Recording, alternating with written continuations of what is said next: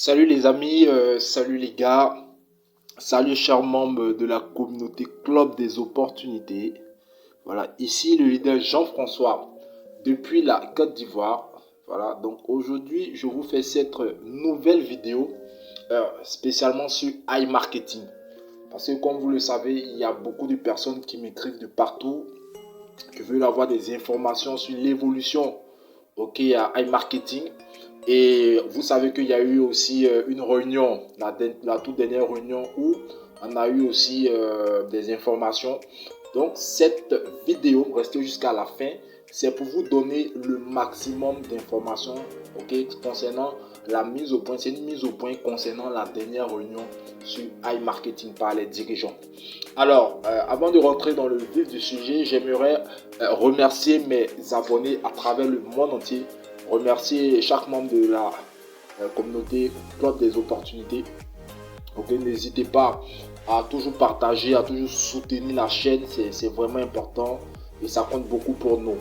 Alors, pour entrer dans le vif du sujet, comme vous le savez, la première opération depuis, on va dire sensiblement le 12 août, sensiblement si j'ai bonne mémoire, nous avons accès à nos comptes et iMarketing a repris ses activités. Ces campagnes publicitaires ont repris officiellement.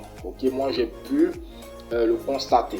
Alors, il faut savoir que dans l'évolution des choses, iMarketing a décidé de faire d'abord la mise à jour de nos différents back-office.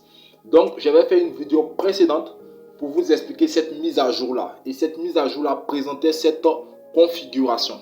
Alors, je disais dans ma précédente vidéo que tous ceux qui n'ont pas encore subi cette modification, vous avez votre carte ici et vous avez des éléments de la campagne précédente comme c'est présenté ici. Donc, vous devez patienter. Tous ceux qui n'ont pas encore eu leur compte à jour, vous devez patienter parce qu'il y a plus de 3 millions de comptes à pouvoir actualiser. Donc, il faut patienter, votre tour viendra. Alors, maintenant, ceux dont la modification, la mise à jour était faite, vous avez vu cette nouvelle configuration de votre back office. Alors aujourd'hui, il s'agit maintenant de pouvoir apporter des précisions par rapport à l'évolution des choses. Alors premièrement, c'est que l'entreprise dit quoi?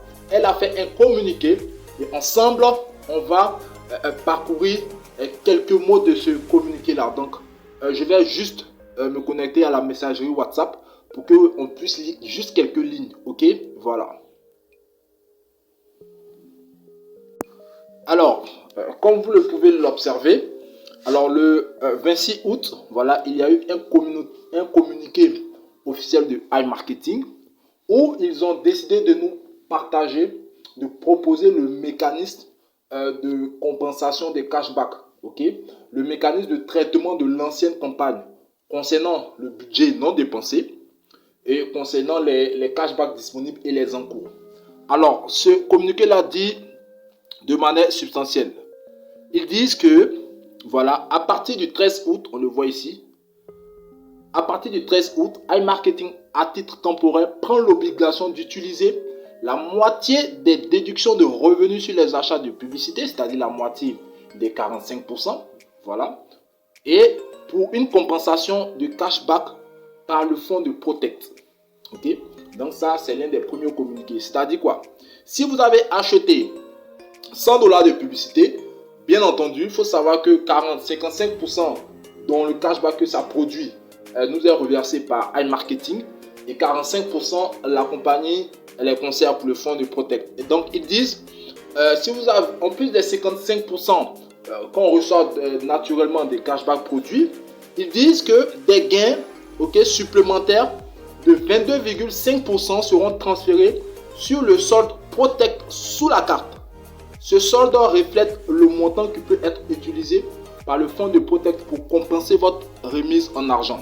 Ensuite, blablabla. Ensuite, en conséquence, la moitié des déductions de revenus sur les achats de publicité, c'est-à-dire la moitié des 45%, on va dire 22,5%, sera utilisée pour une compensation de cashback. Donc, ces conditions s'appliqueront, voilà, aux achats de publicité qui auront lieu à partir du 13 août.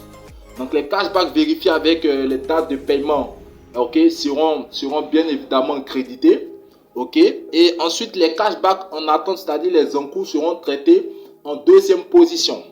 Ok, donc ils disent que il s'agit d'une option de compensation alternative pour une utilisation volontaire uniquement. Au cas où cela ne vous conviendrait pas, pour une raison quelconque, vous devrez attendre les nouveaux mécanismes afin de pouvoir solder ou bien régler cette compensation. Donc voici en gros ce que le message dit.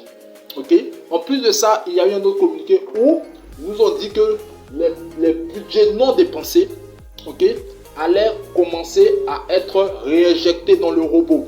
Donc, ce sont les deux principales informations, ok, qu'on peut retenir là. Donc concrètement, ça veut dire quoi? Ok. Donc on repart sur le back office. Ok. Donc il y a eu deux communiqués importants au cours des jours précédents. Le premier, c'est que ils ont commencé à réinjecter le budget non dépensé de l'ancienne campagne. Donc ça, on va interpréter ça et ensuite on va arriver au niveau des cashbacks. Donc vous, comme vous le constatez ici, le budget non dépensé pour l'ancienne campagne était constitué de la balance des annonces, c'est-à-dire ceux qui avaient rechargé leur robot avant l'arrêt, ok, voilà, et aussi ceux qui avaient on va dire recharge avec des budgets encore non utilisés avant l'arrêt.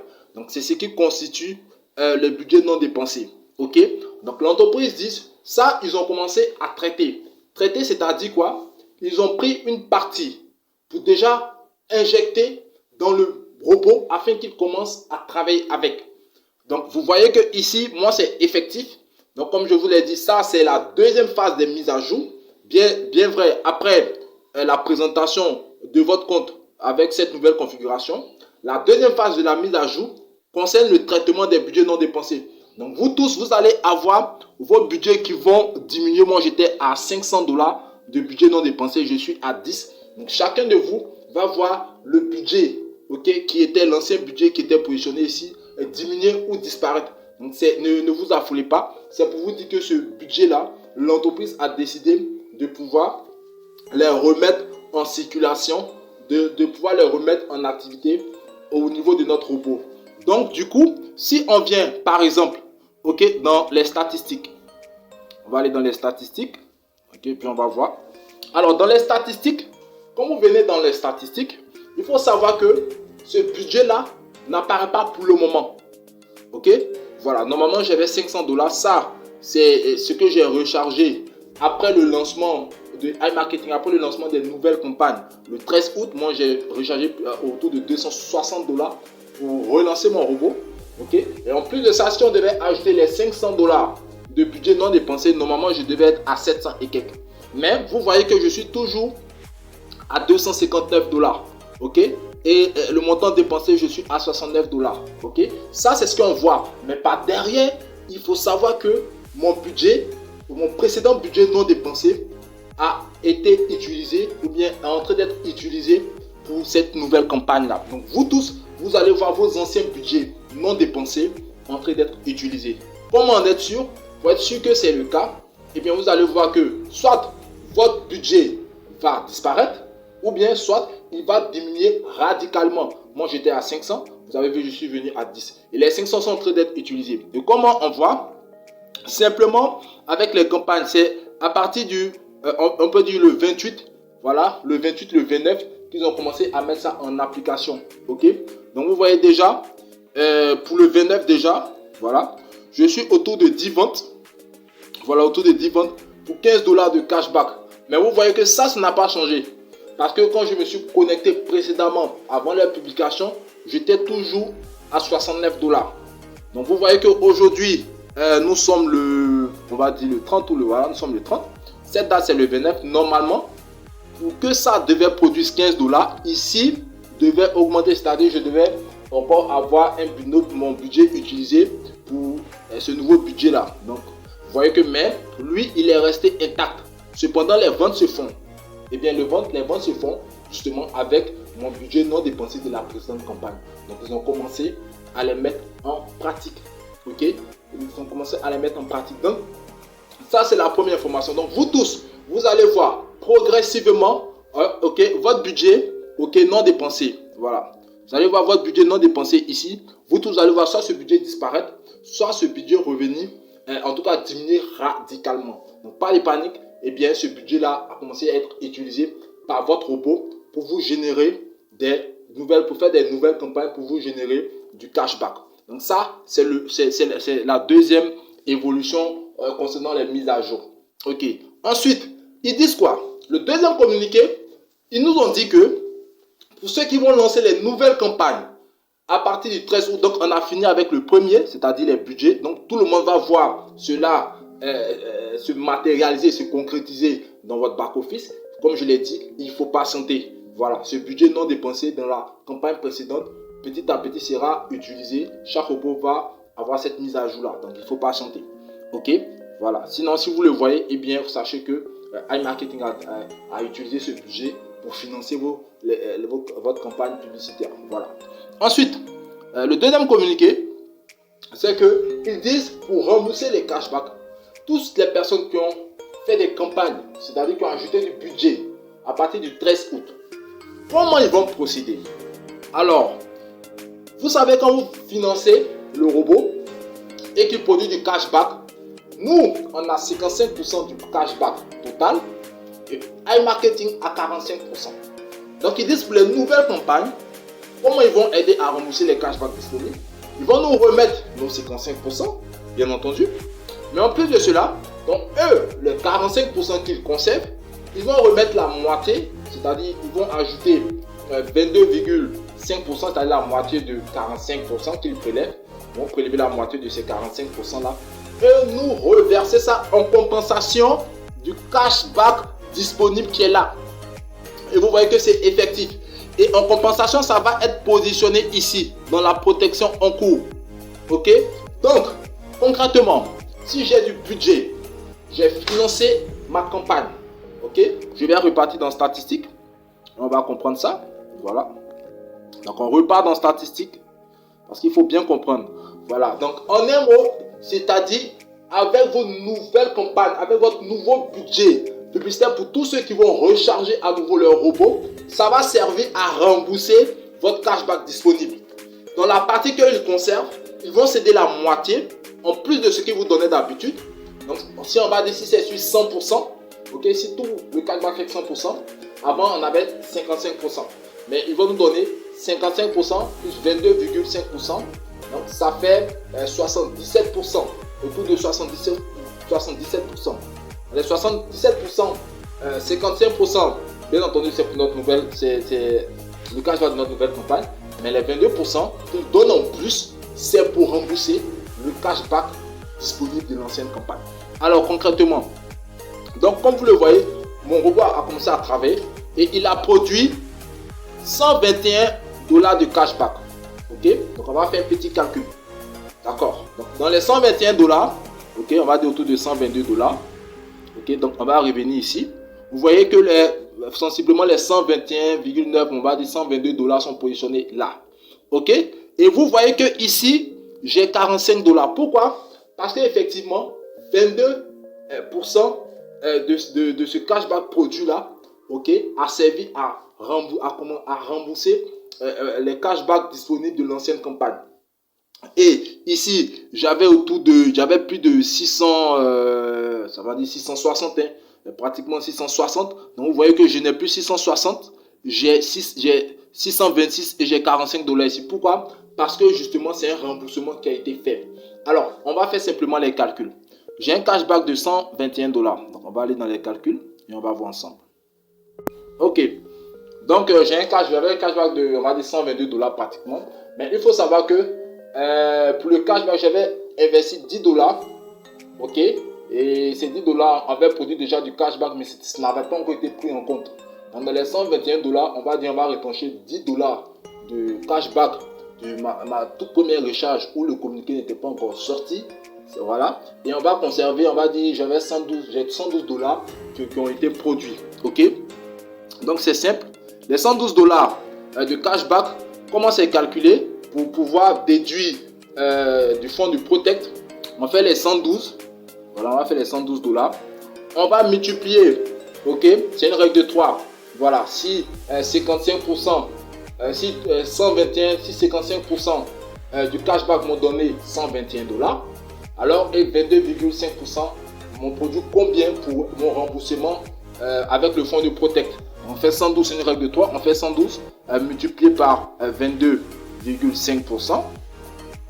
Voilà, multiplié par 22,5% égale à 25,2. On va diviser par, bien entendu, les 55%. Voilà. On divise par 55, voilà, %. Donc, ça me fait 45, autour de 45 dollars. Donc, c'est-à-dire quoi? Pour mes 121 dollars de cashback produit, ils m'ont payé un surplus, ok, de 45 dollars en plus pour compenser, ok, et mon budget est disponible. Donc, quand on retourne, vous voyez que ça produit 45 dollars sensiblement. Donc, vous voyez qu'effectivement ici, on va pas sauter, voilà. Donc, vous voyez qu'effectivement ici, on a les 45 dollars qui ont été positionnés pour le remboursement avec le fonds de Protect. Ok, et les 45 dollars qui ont été positionnés ici sont déduits, ok, de mon cashback disponible de l'ancienne campagne. Parce que je vous ai dit, j'avais 600, autour de 660, 670, un truc de ce genre. Vous voyez que je n'ai plus 670, 660, je suis à 626 et 45% ont déjà commencé à être remboursés par le fonds de Protect. Et ces 45% là ont été prélevés des 22,5% qui disent qu'ils allaient nous reverser en plus des 55%. Donc vous voyez que ce qu'ils disent, ça se matérialise. C'est vrai que c'est beaucoup technique, mais en un mot, c'est comme si vous financez avec le financement de votre nouvelle campagne. C'est-à-dire que si une personne met 250 dollars de budget et ces 250 dollars là de budget produisent 300 dollars de cashback, je prends un exemple. Les 300 dollars de cashback, ça c'est pour vous. On peut dire que ce sont les 55%. Vous allez voir ça ici, par exemple, ok, en cours. Mais ils vont vous payer en plus 22,5% de ce cashback là, ok, pour rembourser votre cashback disponible de l'ancienne campagne. Mais lorsque c'est remboursé, lorsqu'une partie est remboursée, eh bien, c'est déduit de ce montant-là. Donc, c'est cette compensation qu'ils vont faire au fur et à mesure. Donc, avec les nouvelles campagnes, ça nous permet de rembourser nos campagnes précédentes. C'est vraiment une idée de génie de leur part. C'est très ingénieux de leur part. C'est très futé de leur part. C'est très bien pensé de leur part également. Et ils disent, lorsque les ventes vont être atteintes, c'est-à-dire les agrégateurs vont régler la facture, ok, au même moment que notre cashback va remonter, notre encours va remonter en cashback disponible, au même moment aussi dans les protections en cours, ça va être disponible proportionnellement, ok, voilà, proportionnellement ça va être disponible et on pourra les réutiliser, ok, et quand ils vont finir de rembourser avec ce nouveau mécanisme de cashback disponible, ensuite ils vont s'attaquer aux encours. Voici, ok, voici les nouvelles modifications. Voici ce que retenir de leur dernière réunion. Et ça a commencé à être en pratique. Donc, vous voyez que d'abord, précédemment, on avait parlé des anciens budgets publicitaires non dépensés qui ont commencé à être réinjectés dans le robot afin de travailler, afin de produire du cashback. C'est effectif. Donc, chacun de vous va pouvoir l'observer, va pouvoir le constater. Okay? Et ensuite, le remboursement par le fonds de Protect, par le mécanisme de payer en plus 22,5% du cashback pour nous rembourser, ok, proportionnellement notre cashback disponible dû à l'ancienne campagne. Et ça est directement positionné là dans la protection en cours. Au fur et à mesure que les agrégateurs vont payer leurs factures après chaque délai de paiement, voilà, au fur et à mesure l'argent aussi sera disponible proportionnellement. Donc voici un peu ce que on doit retenir, ok, pour cette nouvelle vidéo. Donc nos nouvelles campagnes financeront le remboursement des campagnes précédentes. C'est ce qu'il faut retenir. Donc j'espère que vraiment cette vidéo là vous a beaucoup aidé à comprendre ce nouveau mécanisme. Donc c'est ce qu'ils vont faire. Maintenant ils vont dire, pour ceux que ça n'arrange pas, si toi tu veux pas financer de campagne pour cette niveau, pas recharger de robots, eh bien tu attends. Tu vas attendre jusqu'à ce qu'ils finissent de déblacklister le site, jusqu'à ce qu'ils rentrent en possession des cashbacks précédents au niveau de leurs partenaires, les agrégateurs, pour nous rembourser. Mais ce processus, ça va prendre du temps. Donc, moi, je te conseille, en tout cas, moi, j'ai décidé Comme je vous ai dit, je partage mon avis. Moi, j'ai décidé de financer de nouvelles campagnes. Vous avez vu que je suis à 260. Bientôt, je vais augmenter de sorte à ce que, avec mes nouvelles campagnes publicitaires, ça puisse financer mon remboursement, mon cashback disponible et ainsi de suite. Donc, voici un peu les amis. Vous voyez ce qu'il faut retenir de la dernière réunion. Voici la mise au point que je voulais faire, cet éclaircissement apporté à chacun. Alors, merci encore d'avoir suivi cette vidéo. Ok, j'espère que ça vous a plu. J'espère que ça va vous aider à mieux comprendre les modifications, le nouveau mécanisme de compensation des cashbacks de l'ancienne campagne. Donc, merci encore. N'oubliez pas de vous abonner et puis restez vraiment connecté à ma chaîne. Que Dieu nous garde. Au revoir.